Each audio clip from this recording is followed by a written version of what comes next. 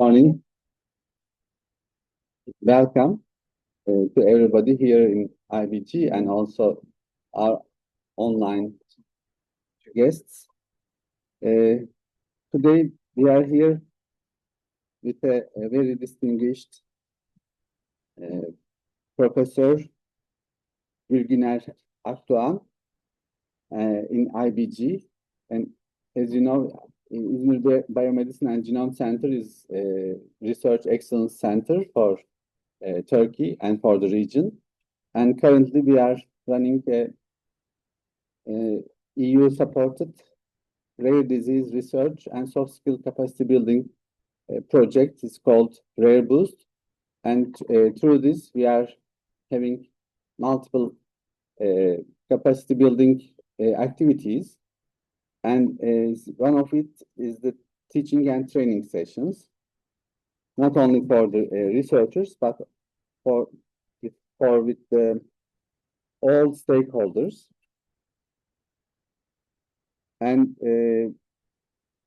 Professor Akdoğan is presently working in İzmir Economy University, and she is professor and chair of Medical Biochemistry Department and director of Basic Medical Sciences Division and coordinator of International Researcher Training Program and chair of Health Sciences and Ethical Board.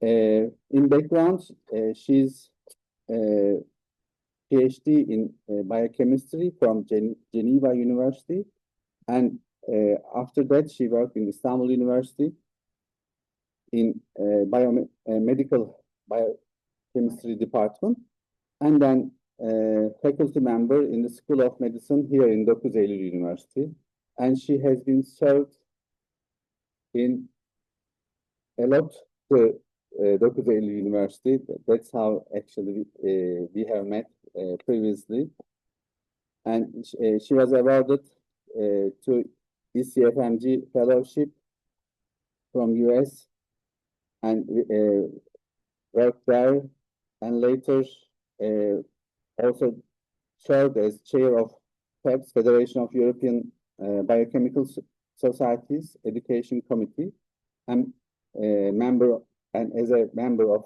FEBS Executive Board, and with the several contributions, she organized more than 50 educational activities all over Europe and beyond, and worked in editorial board in Biochemistry and Molecular Biology Education Journal. And still, she's the member of Executive Committee of Orpheus organization. It's the organization for PhD education and biomedicine and health sciences in the European system. And through this, she has been support and developed this Orpheus labeling progress in more than 20 Turkish universities. And she's currently working in research activity in focus of extracellular matrix in health and disease. And today she will share her extensive experiences with us, and with the title of Building Research Careers. And we are very happy to host her today. And please, welcome.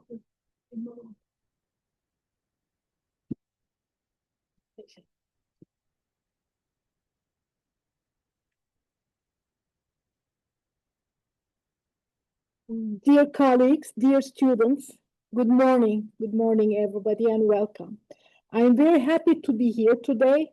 Firstly, I would like to thank deeply my esteemed colleague, Professor Uğur Özbek, for kindly inviting me. We have collaborated with Uğur over long years, as he explained, in Istanbul, under the umbrella of Orpheus as well.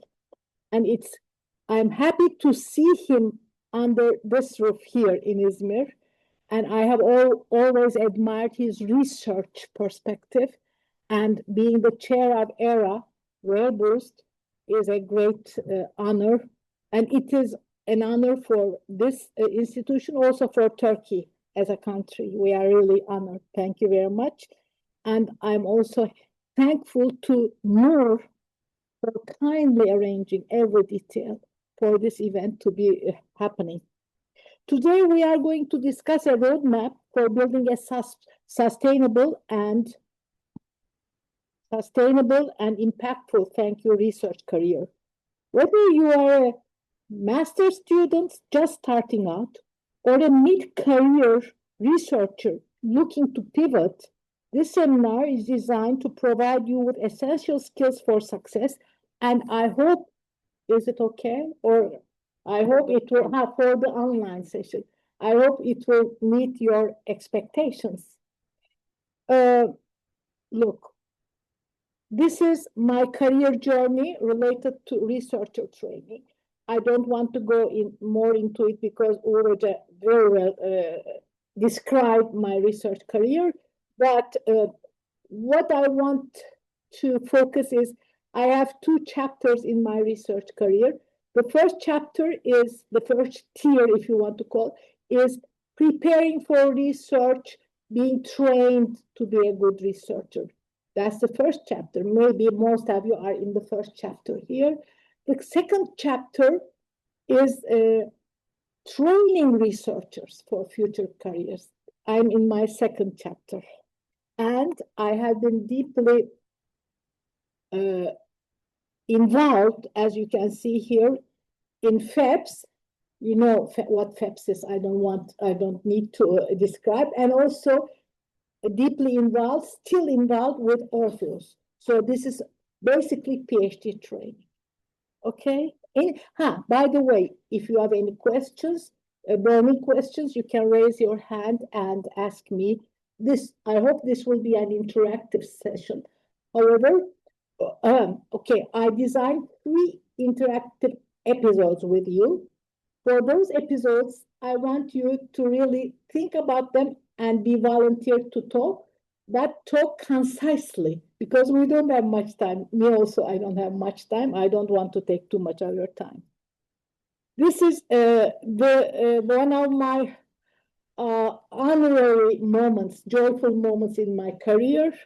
This is FEPS Diplôme d'Honneur, issued in 2018 by FEPS leadership. That was the meeting. The FEPS was in Prague, and I received it. So I hope you will also in your future enjoy moments like this, special moments. PhDs, for me, if I want to describe them, are new generation scientists. They are independent researchers. They cultivate innovative ideas. They are interrogative. They ask questions. They question the classical wisdom, and they want to do something innovative. And this is the essence of PhD. And for us, the mentors, the supervisors, or the PIs, whatever we are, our responsibility is to foster a good, a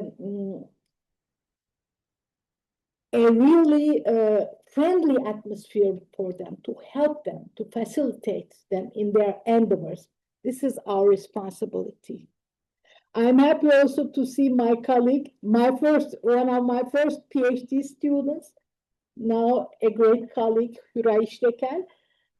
As you can see, when you advance in your career, the students that you had before are no longer students, they are your colleagues. So it is a richness, actually.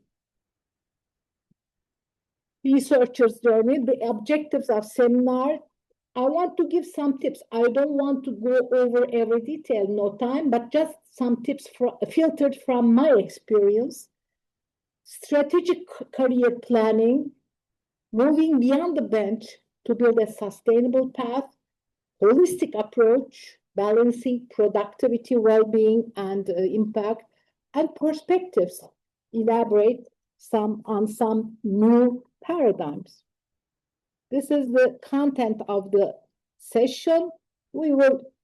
I will name them one by one. when they appear in the thing.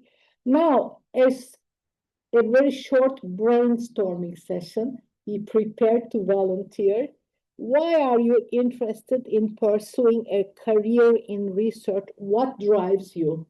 Just one sentence. What drives you? Why are you interested? Will anybody like to speak? Don't be shy. You can speak nonsense, but we appreciate because it is nice to interact with people.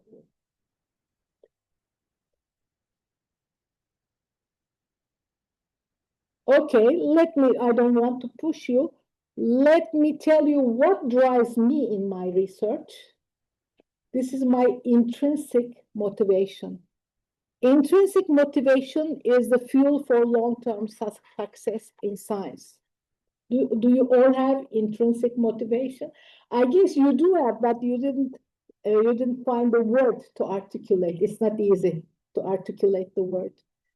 Curiosity, one of the pillars. Resilience, the capacity to recover quickly from difficulties. Integrity, adhering to ethical standards and honesty in every step of your research.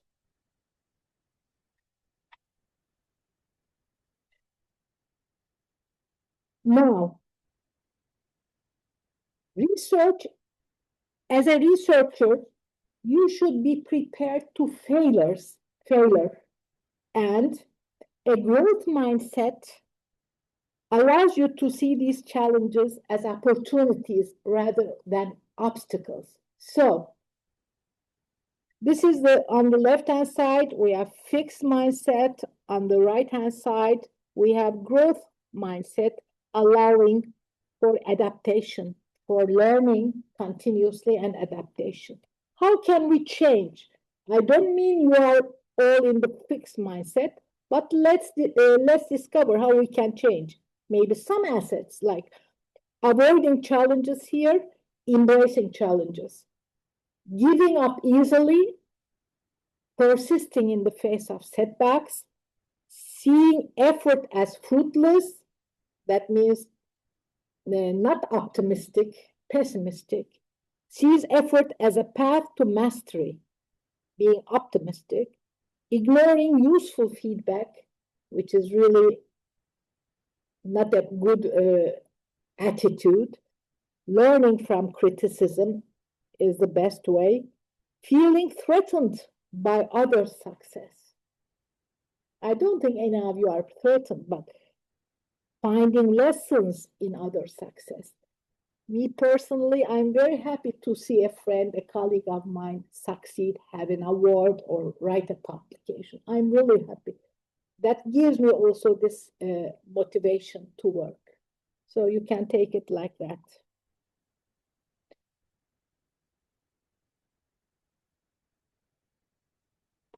Good research starts with a good question.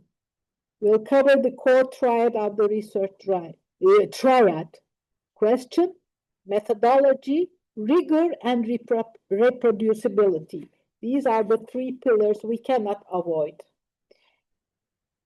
The good research starts with a good question, then a research design. A good research designs involve methodological expertise, and then rigor and reproducibility, sample size, controls, and statistical power. Now let's go into more practical issues, ensuring robustness in the execution of research, designing robust experiments, control variables, randomization, blinding to minimize bias. You really should be aware of these and working to achieve the best. And of course, with the facilitation, supervision of your mentor or supervisor. What's the difference between a mentor and supervisor, by the way? Supervisor is supervising, like a danışman in Turkish. Mentor is more like facilitating. The word mentor is preferred in United States, and the word supervisor is preferred in Europe. Under the umbrella of Orpheus also, we use the word supervisor. and we use the term PhD candidate for PhD students. That's encouraging them, motivating them. I like that word, PhD candidate. So when I tell you today you are a PhD candidate, that means you are PhD students, okay? So let's continue here. Data collection techniques, standardized protocols, calibration, consistent recording. These issues are your everyday life issues, but ethical considerations, ethical review board approval is important, informed consent, animal welfare compliance, and all that. Your supervisors and your PIs are surely guiding you in these respects. This is an overview of the practice. Avoiding common pitfalls.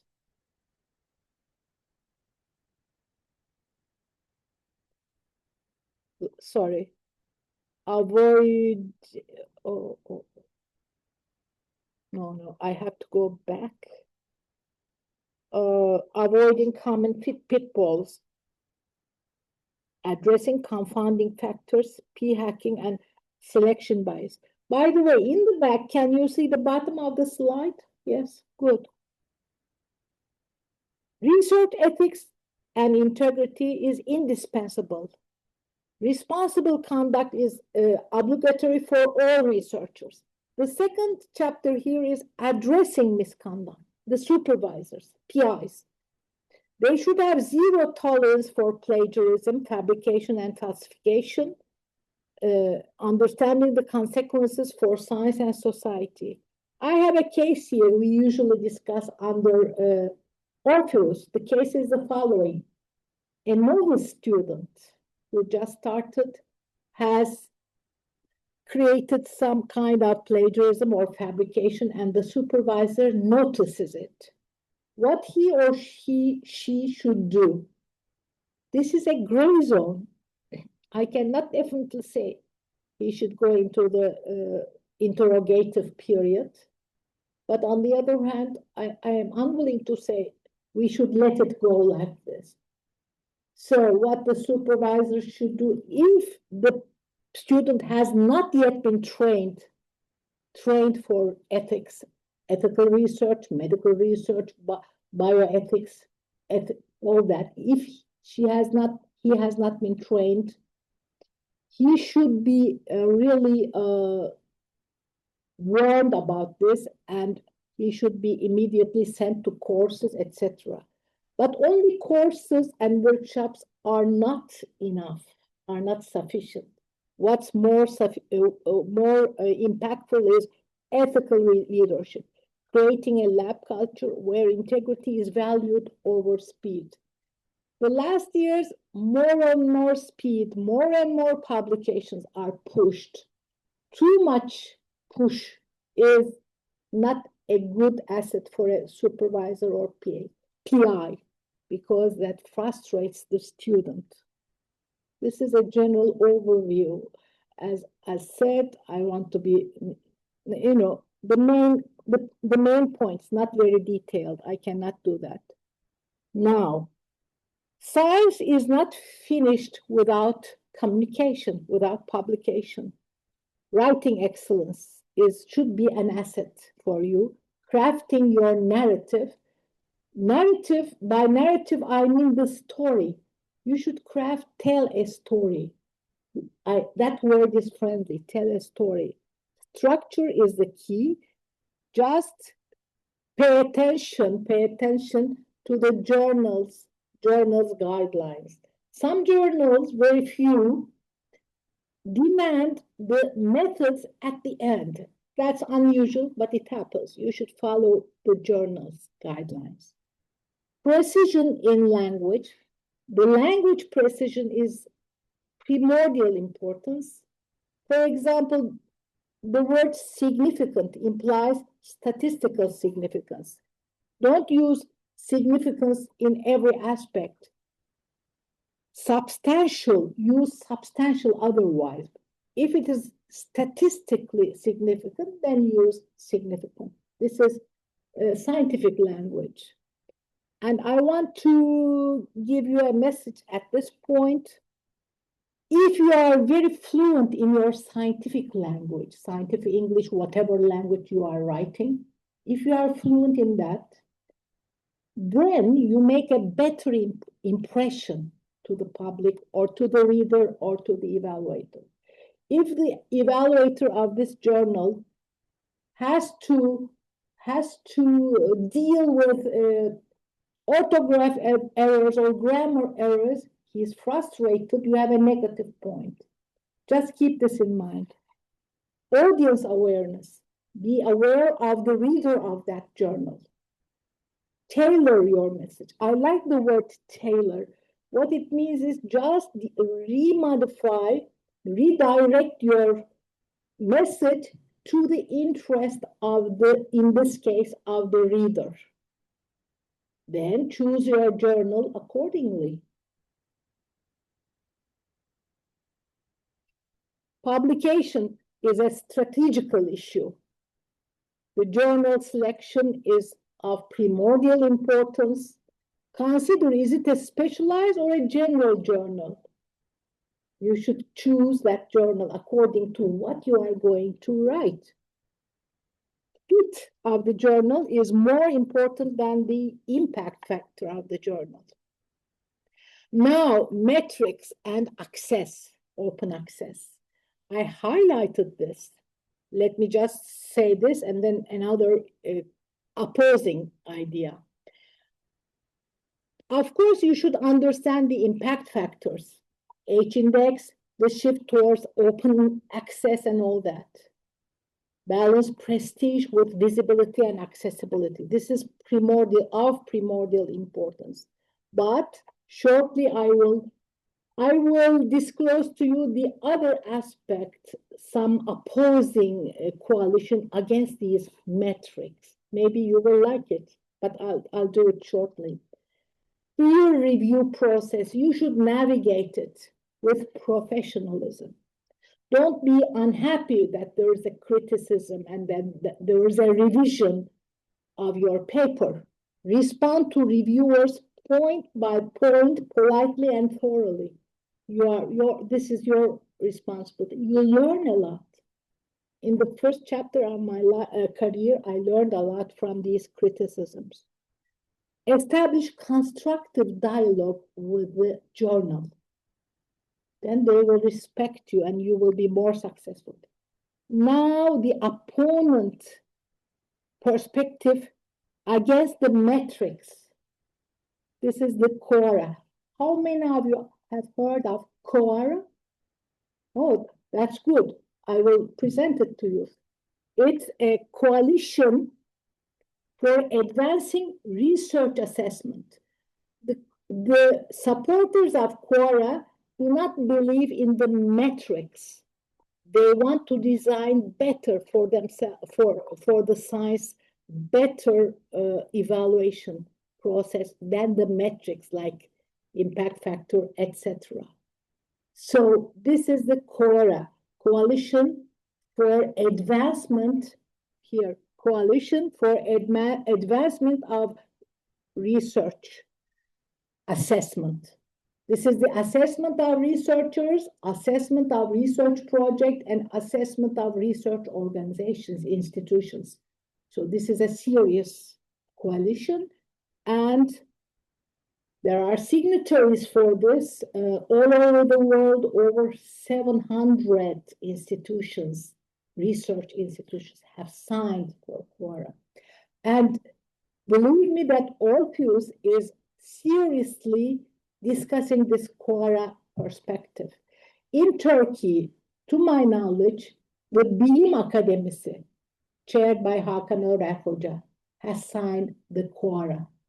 So read about it. This is just to give you an overview. Read about it. Transformative research assessment. Integrating societal impacts into evaluation networks. Read about it. It's all over the literature. Now, important aspect is communication of science to the public, bridging the gap between the lab and the public. At the level of PhD and master's thesis, this can be done by a so-called lay summary. How many of you have you heard of lay summary? Yeah, have you written a lay summary? Try. I'm really happy you also. Okay, this lay summary is a summary for the general public. Let me share with you a souvenir, an experience of mine. I was invited as a jury member to a PhD defense in Maastricht, Netherlands. And Maastricht has this guideline. Each PhD thesis should have a lay summary for the public. And the defense is actually in front of the public. So the defender starts with a lay summary. And I remember very well, it was about a signaling pathway or something like that. And she started with this sentence: the postman is knocking at the door. I was amazed. It's really exciting for general public to be able to understand this. So translate complexity, perform your digital outreach. You are all experienced with that I have no doubt, and consider the societal impact. This societal impact is for the general public, okay, but for the PIs and the leaders of research, the societal impact should be considered to impress also taxpayers and policymakers. The leaders of research have the responsibility to impress the policymakers, because science should be everywhere, as European Horizon projects, science in public, etc. If we do science under the closed doors, I think it is not as useful as it would be under open doors. So think of these issues, okay? Let's continue. Now, funding. Funding is the lifeblood, so-called lifeblood of research. Funding. Nobody can do without funding in the molecular sciences. I'm talking about, we are all belonging to molecular sciences. Now, what about the landscape of funding? There are many agencies that you know about, like National Science Foundation, like in Turkey, TÜBİTAK and TÜSEP. But there are some institutions which I believe are ignored. They are not known well enough, and that could be discovered by you. For example, as international bodies, do you know about FEPS, EMBO, IUBMB? EMBO you know, but FEPS also gives grants. Take care to delve into the website of these organizations. And the embassies, that's really neglected. For example, the British Embassy, in some topics, not all topics, but in some topics, they also support research. These are to be discovered by you. Have an open eye on these. Private and philanthropic, I would here mention the professional societies. Society of Cancer, the learned societies. Cancer Society has research funding for young people, and maybe diabetes society, things like that. Of course, internal institution, your institution has a very good communicative network. You have, I'm sure, ideas of what you can do in your institution. But in general, in Turkey, we have the BAP system, Turkish funding system in academia. Collaboration is the power of team science. Look, the era of the lone genius is largely over. You should never be alone in your research. Be aware of the benefits of interdisciplinary and international collaboration.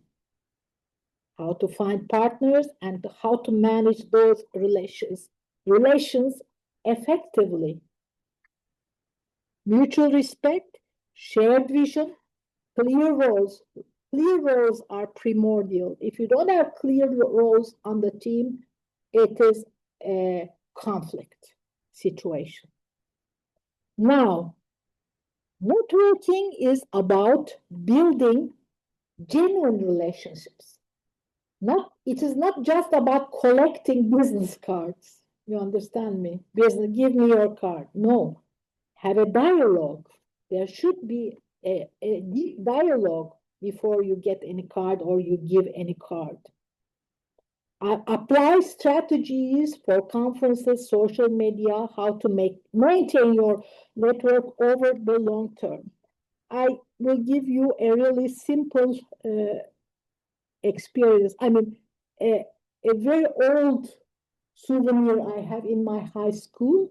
That high school headmaster used to give us, she was an American lady, well cultivated. She used to give us homework for summer. And once the homework, each summer, I think, the homework was the following. One of the items is make a new friend, but keep the old ones. You should continually advance your network, enlarge, but keep your old network. Christmas for international networking. Christmas is a good time, but don't write just general messages. Keep it tailored to the person. Make the person realize that he is or she is special for you, not just generic messages. And usually nowadays in Europe, Merry Christmas is not used because it is old-fashioned now. What they use, as most of you may know, Happy Holidays, because there are other religions as well. So Happy Holidays is a good term for remembering the holiday season. So these are some tips, as I told you. Okay, now, related with this international experience, we've already stepped into this chapter, value of global exposure. In IBG, you are really based correctly for the international exposure, profit from it. You are really profiting from different experts or different perspectives trying to share you their expertise. So attend all these conferences. I was impressed by the number of conferences held. Ureja showed me the poster. It is incredible. I was really impressed, and you are really privileged. You should attend as much as possible all these conferences. And this is all these conferences and these congresses are really opportunity for you to make new connections. Okay. Effective communication across cultures. This is important because you are mostly based in international and will be based in international environments and across the cultures. Try to have effective dialogue, understand the other, and different working style. An international student should not feel underprivileged if he or she is a member of your team. You should treat him or her equally, not underprivileged. Okay, now overcoming common research challenges. Firstly, dealing with rejection, as I mentioned, make it professional. Rejection of the paper you said, manuscript, make it professional. Time and resource management, prioritize your tasks. Know how to prioritize them. Have you heard about the Eisenhower matrix? Actually, I learned it also recently.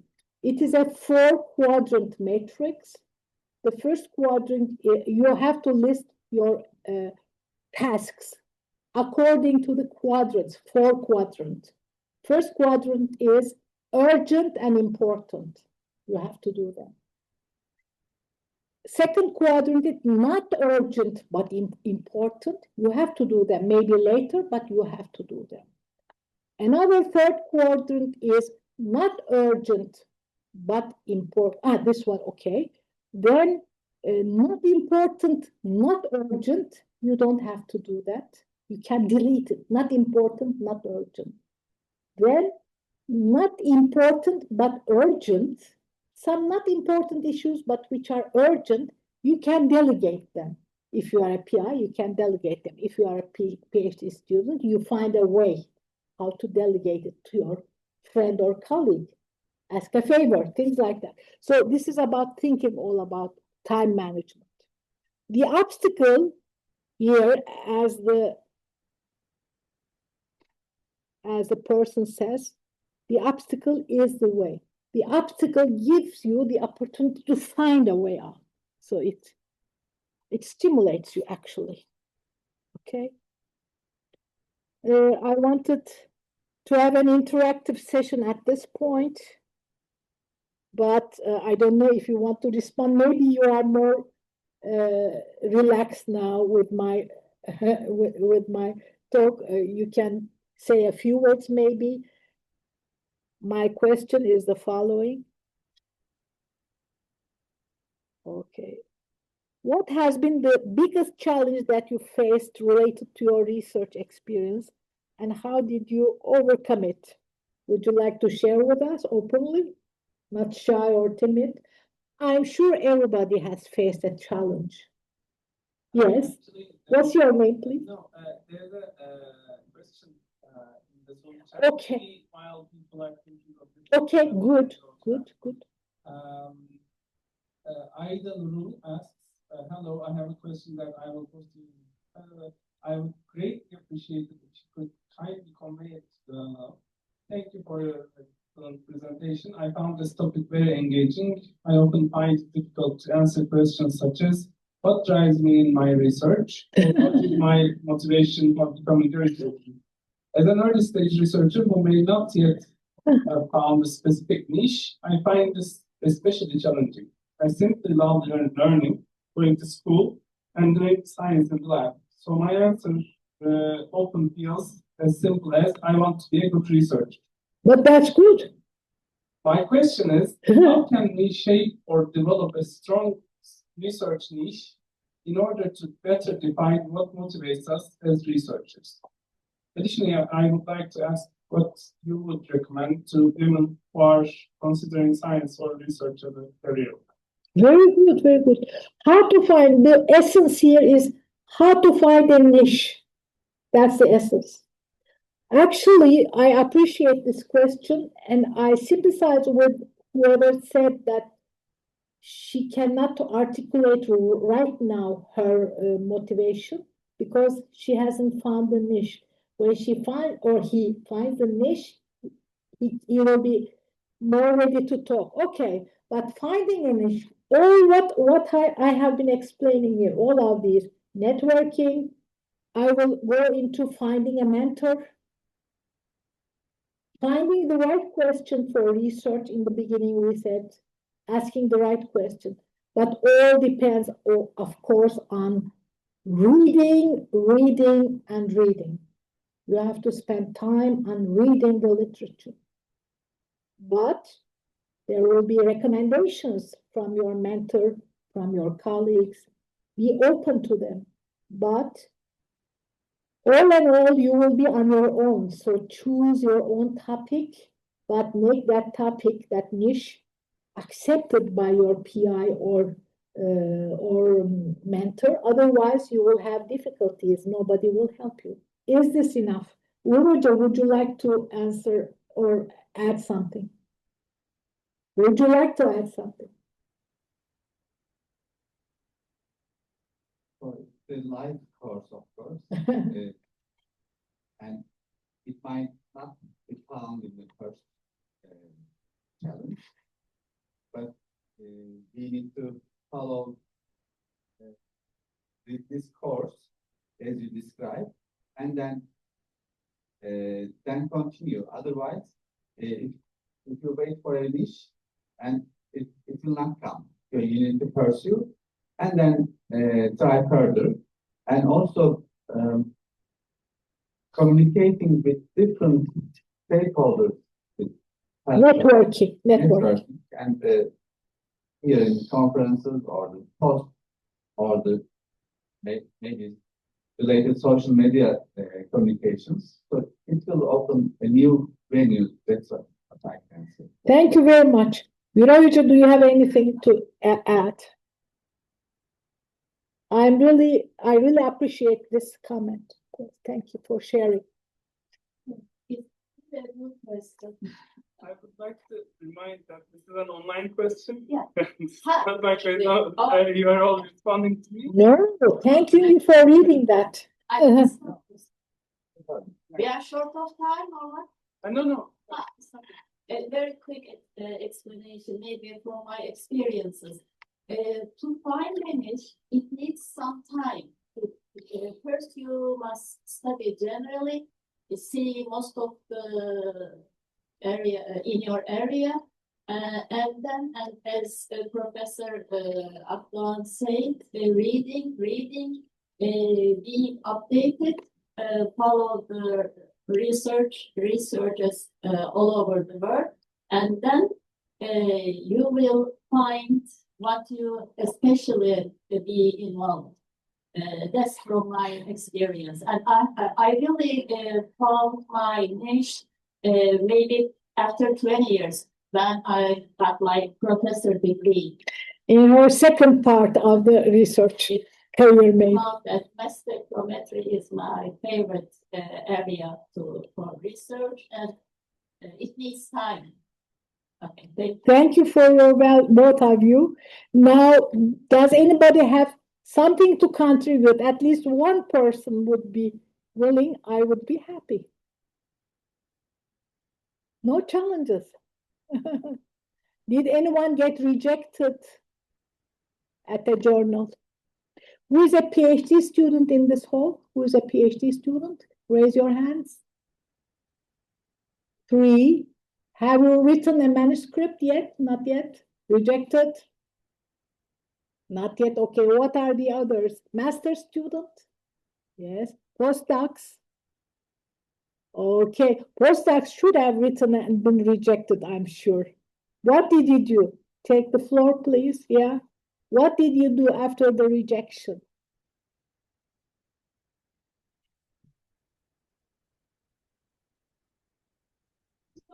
Try to face the question and then have to reply. Scientifically, you can defend. Did you defend your position or did you accept everything? Most of the time, Accept. And you change. But this is good, accepting, if it's really acceptable.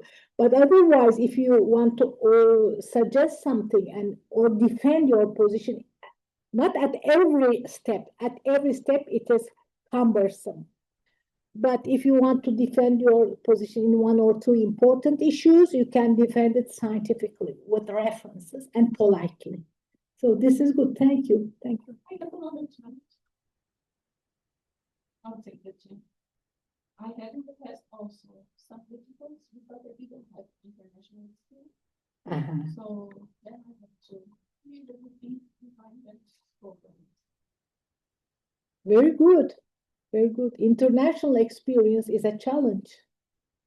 How many of you have used Erasmus experience? Summer traineeship. Yeah. Did you have any challenges? It went smoothly? Maybe finding enlargement, for example, is a hurdle. I'm the Erasmus coordinator for my medical school. I know finding enlargement is a hurdle. You should find a way out, networking, etc. Okay, I'm really happy with this, and we continue. Resilience in research. Resilience. Okay. Burnout is a real risk. Think about coping mechanisms, the importance of a support system, how to build the resilience needed to bounce back from the setbacks, coping with stress. All of us should have our methods for coping It depends on the individual, but there are trainings for coping with stress. If you are really under stress, go to those trainings. What about support systems? Cultivate a network of mentors, peers, and friends. The mentors, you should use them. Peers, you should use them. Use meaning. Ask them, get help from them. And friends, shared experiences and emotional support are vital for long-term endurance. Alone researcher is no longer possible. So this is a wheel for a problem solving. Problem solving is the topic for extensive discussions because everybody has problems. A researcher has problems. What he or she should do. Study them later, read about them, and if you have a real problem, go to a specialist for that. Time management, urgent versus important. I talked about the Eisenhower quadrant. Think of your priorities, but here's a Pomodoro technique to get you relaxed from burnout. The technique is 20 minutes working hard and 5 minutes resting. 20 plus 5. For me, 20 is too short. For me, 50 minutes working, but 10 minutes rest is good. During the I put the alarm clock. I really put the alarm clock or set my watch for ringing when 50 minutes are over. Then for the 10 minutes, I go walking about to the air, something like that, not just sitting. That helps me.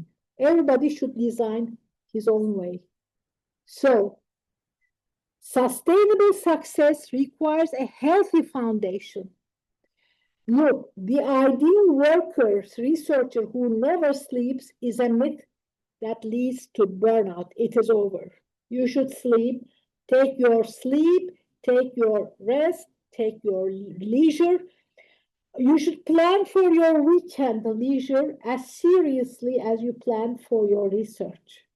You should plan for your vacation as well. So this is to keep you going and avoiding burnout. Sleep is important. Don't underestimate the sleeping hours, things like that. Now, to overcome stress, to find a new niche, to have facilitation in your research work, we need mentors or supervisors. You should find your mentor. Seek diversity in mentorship. For example, you can find a mentor for guidance in research, which we call supervisor. All of you have supervisors, I guess. And then career planning is another issue. A mentor, a younger person can help you, or your supervisor can help you with career planning and work-life balance. You should have really guidance on these. So this is finding mentors. Then your responsibility as a student or a candidate is being a good mentee. Take ownership of your learning. You are the learner, active learner, be active. Then, as you advance in your career, you will start feeling and becoming a mentor. You will pay off. This is paying off. Geri ödemek in Turkish, paying off. Share your experience and support with junior researchers. As you advance, it can be also students in their license degree, like medical students, biomedicine students, or genetic students. You can help them in their mentorship. So these are opportunities for you to develop your mentorship capacity. This mentorship and supervision is a high topic, highly discussed topic, and even times higher education from time to time discusses the relationship between PhD students and the mentor, supervisor. This is a supervision training workshop, which we organize in our university. Then these are the leaders of Orpheus, these are the leaders of my university rector, etc. These are all PIs or supervisors, plus whom? PhD students and master students. We cannot do without them. Even our training requires the students because we have to learn their expectations, their aspirations to help them. So supervision is a two-way process. One side, the supervisor, the other side, the student. Okay. This is the training workshop we had. Now, I transition more and more into career planning at this stage. Career planning, and I want to open you some perspectives. I want to share with you the information that many doors are open for PhDs, not only academia. Many doors. What are these? This is postdoctoral career paths in Germany. At the end of the PhD period and the postdoc period, only 4% of the beginning PhD students stay as professors and only 2.5% as permanent staff in the university. What about the others? Careers, an array of careers outside university. A very similar picture is seen in the UK, but UK has a professor percentage even lower due to their guidelines. Professors are rare in UK. I guess there's one professor for department who is the chair, so the percentage is even lower.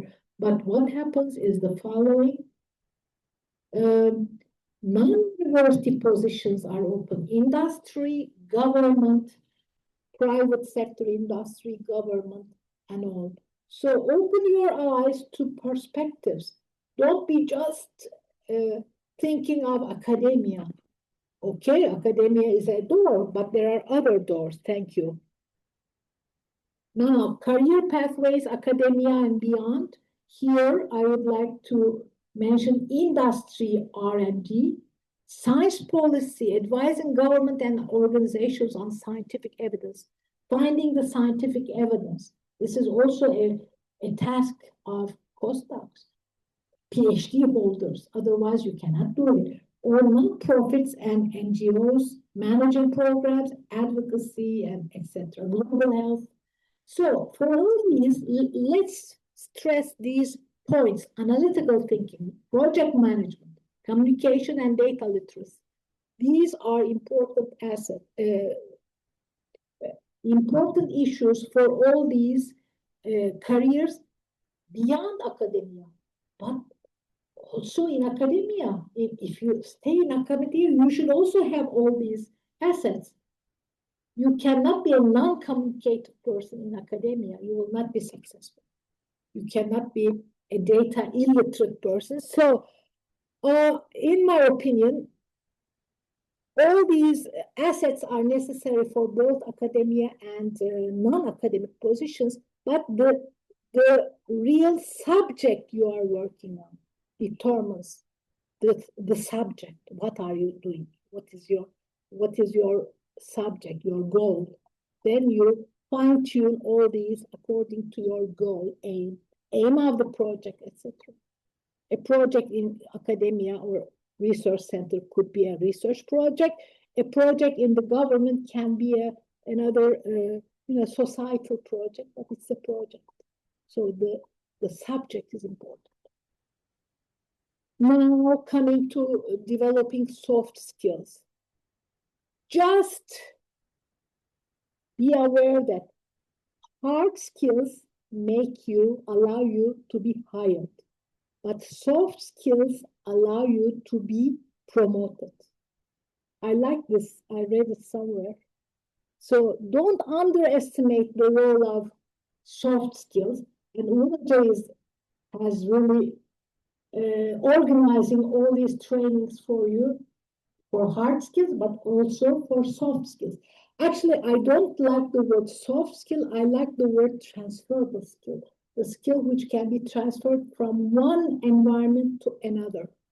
Leadership and management, conflict resolution, communication. These are essentials, of course. We can enlarge the list. 9 Eylül Health Sciences Institute, who is a member of Orpheus and has a badge, they have an array of transferable skills courses, elective or mandatory. They have an array. Now, a bit on Orpheus, if we want some networking.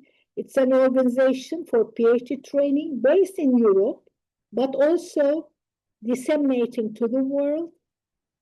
Over 140 institutional members.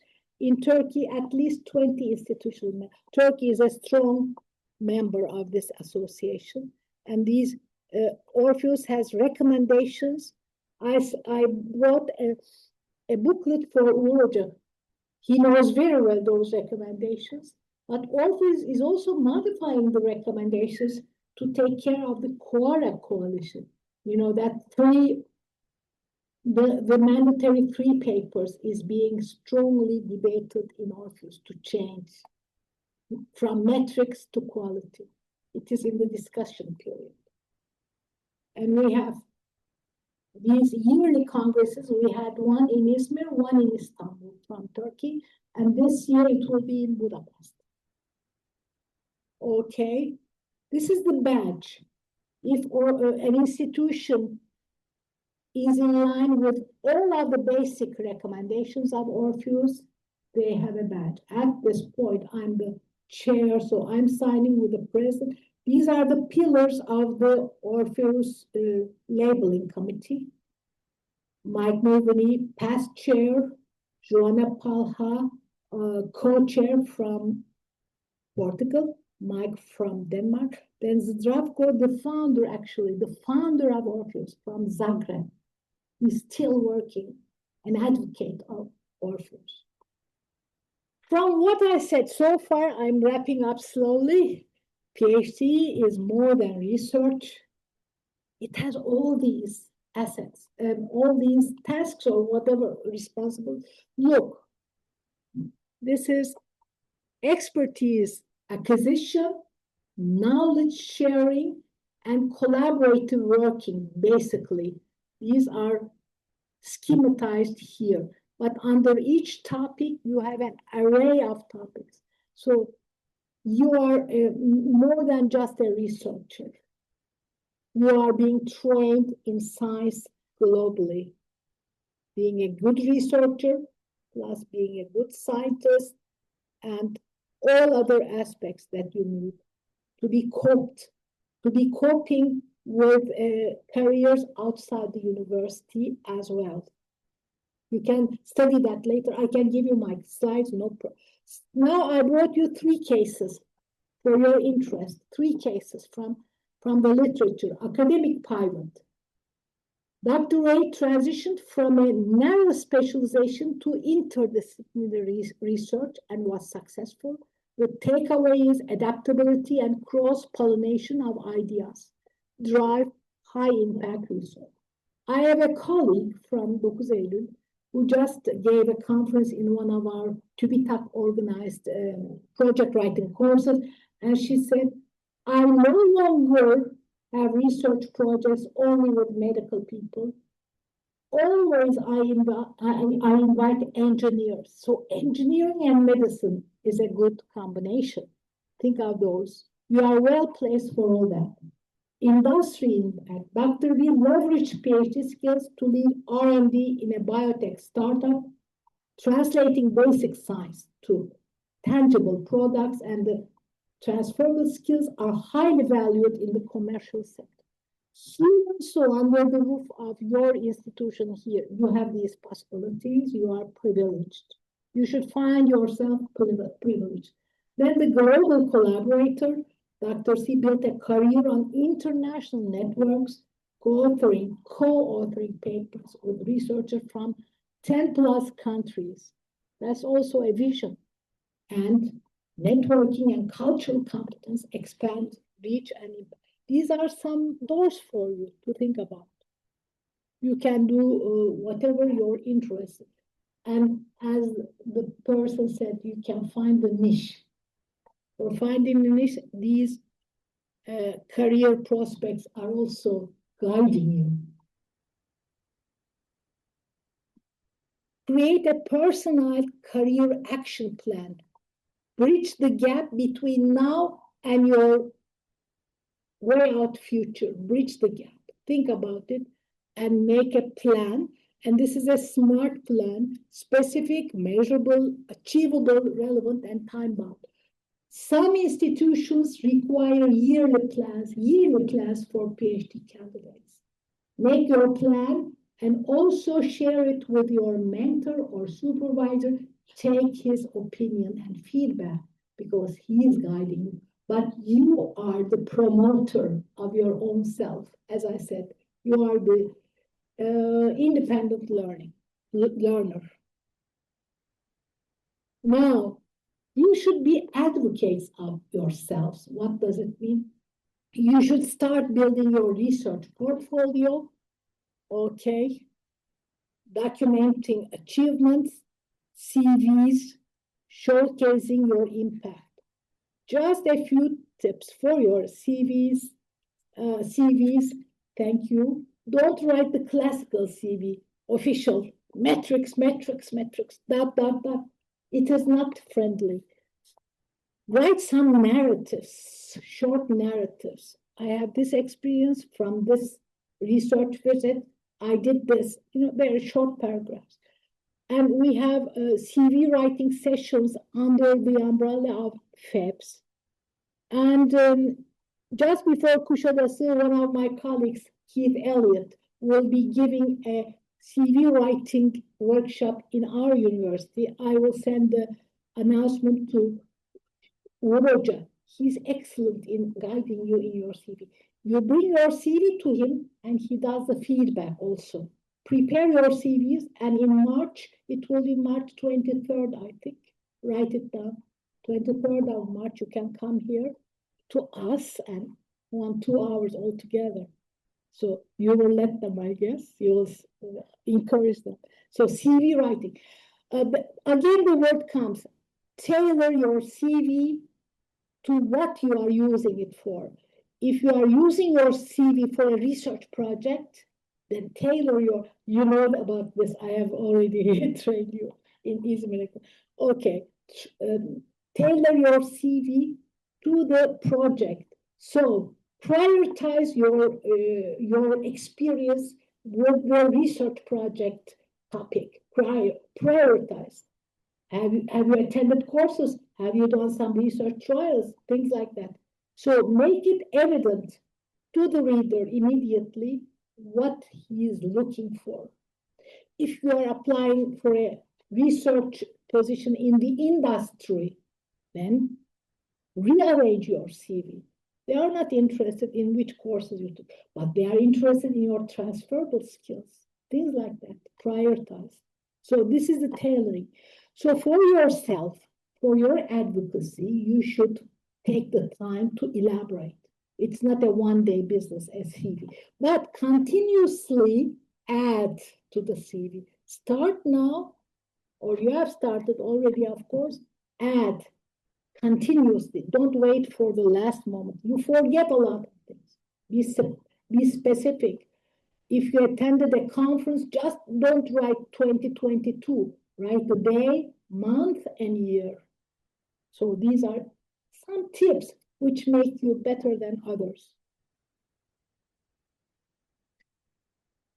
Okay. Maybe here. Now we are coming to the future trends in you. We started at quarter past. Huh? Quarter past. I'm about to. 10 past or 15 past. Okay.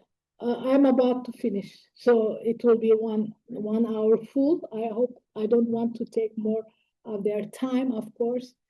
Future trends are AI and big data integration, open science and transparency, I will touch on that. Interdisciplinary convergence. Be future ready. Look into the future. Don't get lost on your benches. Open science. Be aware of open science. Use it effectively. Now, shift towards open access, publishing, data sharing, reproducible research practices. These are current discussion points all over the world. Of course, AI. Of course, AI. You cannot escape from AI, but use it efficiently and ethically. Some points in open science, the goal is to accelerate discovery, improve reproducibility, etc., etc. But there's a question now I want to address. Is there a friction between intellectual property and open science? This is the debate nowadays. There is a Horizon project, IP, intellectual property for open science, and my university is participating as a trainee, and I also am a member of that group. I wanted to convey you, this is one of our new projects, but as trainee, and we are working on knowledge valorization rubrics.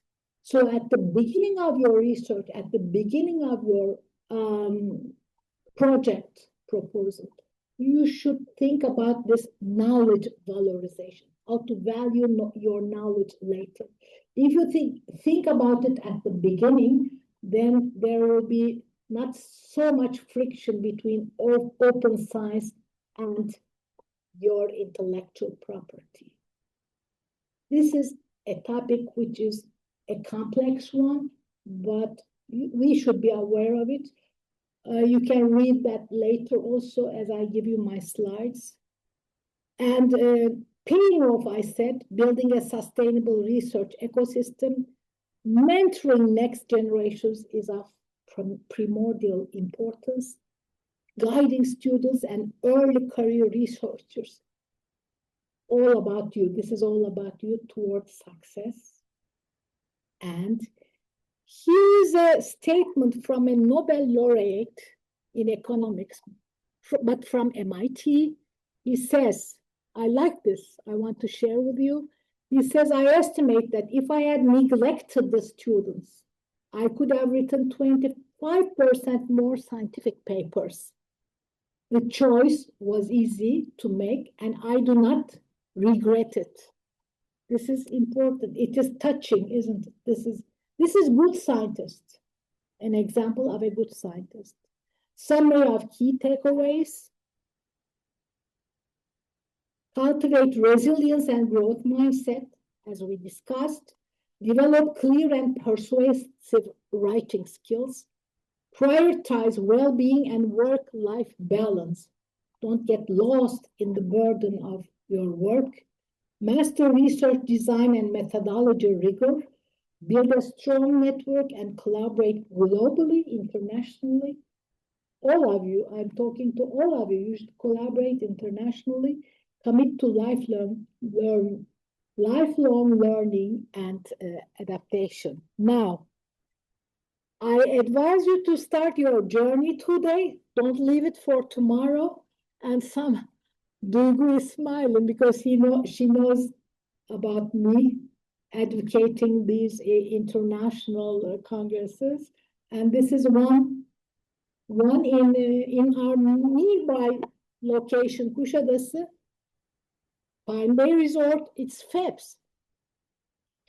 It is an education and training conference, empowering educators, transforming teaching, shaping the future. The organizer is Ferhan Sağın Hoca, who was with you some time ago. She is leading these important events. I advise you, but I guess if you write to her, you can send an abstract as well. The abstract deadline is finished, but Roger can write to her and she can extend the abstract deadline. But this one, you can still send an abstract to. This is the Orpheus. This is my organization presently since 20 years. It is in Budapest. We invite PhD trainers, PhD leaders, institutional directors, then supervisors, and what about the rest? PhD candidates and all the students. You are invited there. And there is also a travel grant for PhD students if you send an abstract. But the abstract should not be research data. It should be data on some aspect of PhD training.